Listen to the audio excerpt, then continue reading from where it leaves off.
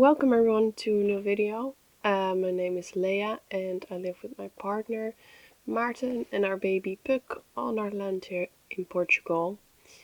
I make videos about our daily life here, about the yurt that we just put up, and sometimes I like to make videos / talks on some of the things that I think about, some of the things I see in the world.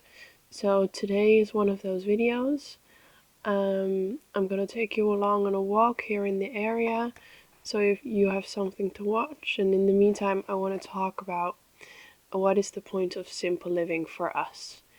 So I've been thinking a lot about this the last couple weeks, because we really made the conscious decision to go back to basic. And if you've been watching our videos, you know that we live very basic. When we arrived on the land here, there was literally nothing. A little field and a little road, and the rest was overgrown.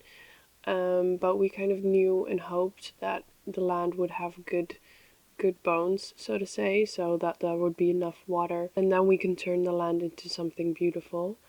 So for the last 7 months or so, 8 months, we've been working really hard on cleaning the land, and as you probably have seen, we cleaned the well, which is now filled up again, so we have a good water source, and we're slowly but surely making everything beautiful and livable. We just put up the yurt last month, and that has made a really big impact on our living situation. Today I want to talk you through about why we made the decision to go this back to basic, because there are a lot of different strategies for going off grid and for starting a simple life and kind of going back to a way of life that you want for you and for your family. And we chose this particular path with a reason. Our strategy, if you want to call it that, was to start really simple and with the goal in mind to see what we really need in life, because we come from a city. We lived in cities for most of our life, and we have been used to a lot of convenience. So you can get your shopping straight away. You have running water, electricity, all that stuff. And you don't really think about where they come from, or who grew your food, what goes into making your electricity, all that stuff. So our goal was to see what do we really need for us. So this is purely personal. What do we really need in life? And so we kind of downsized everything that we had into our camper, which is just some clothing basically, some books, and some toys for Puck, and that's it. And so when we moved onto the land, we made a little parking spot for our van. We parked it there, and then for a while we had to haul water in, which was a really big pain. It was no fun. And so through that we learned that water on the land is something we really need.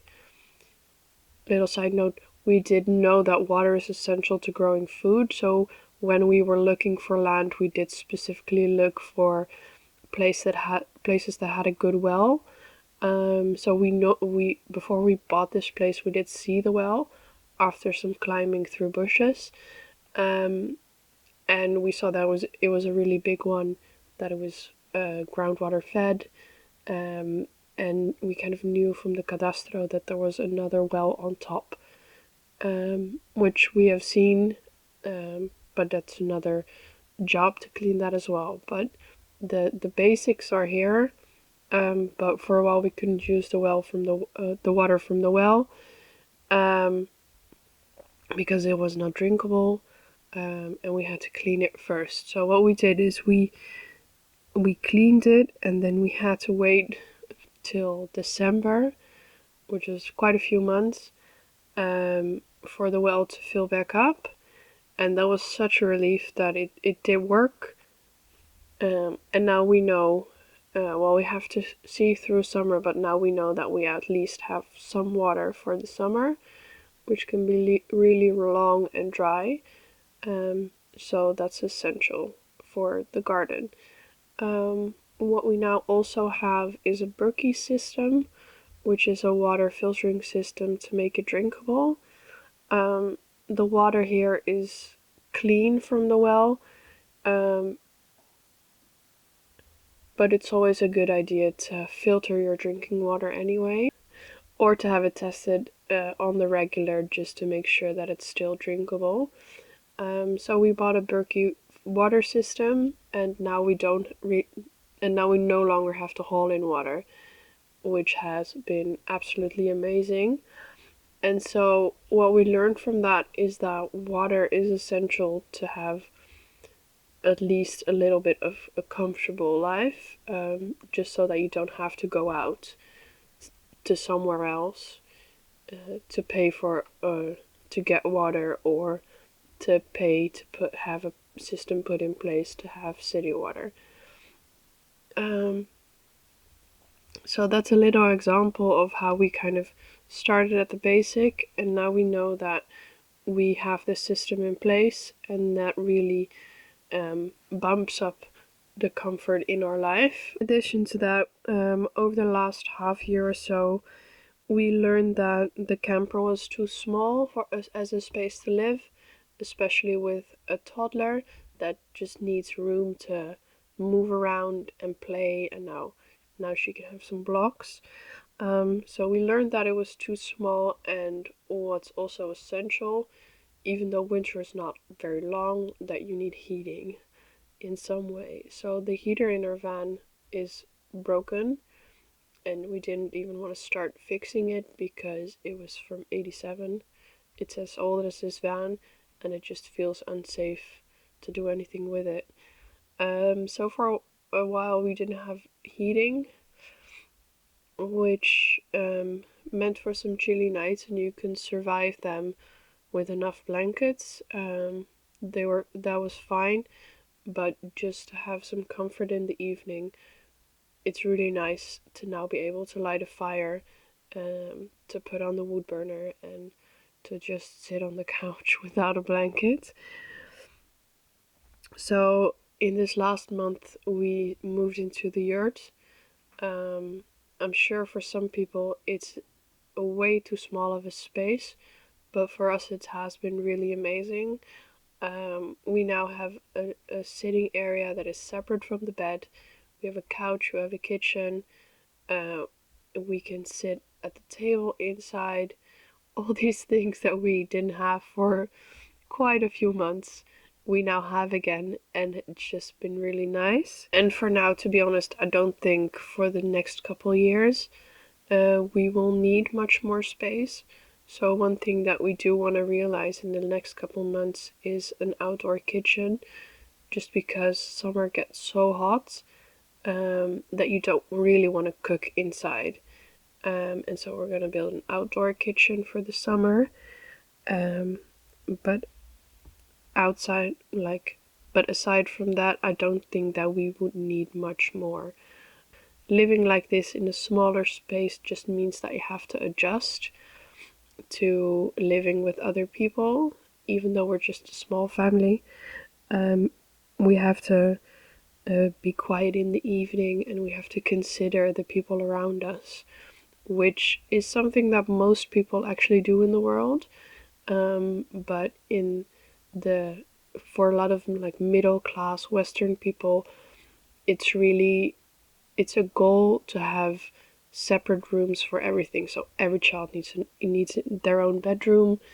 You need a separate kitchen. You need this and this and that.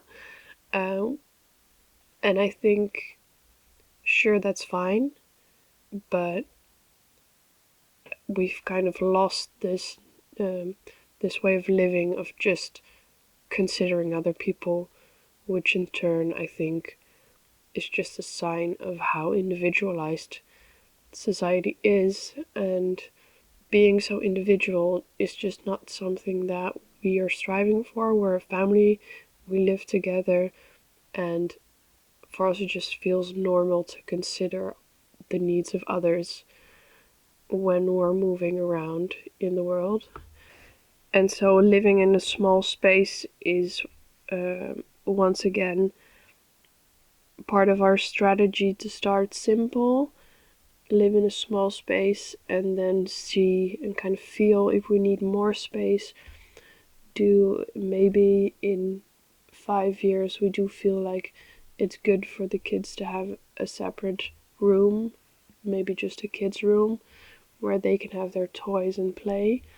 But for now, this has been really perfect for us.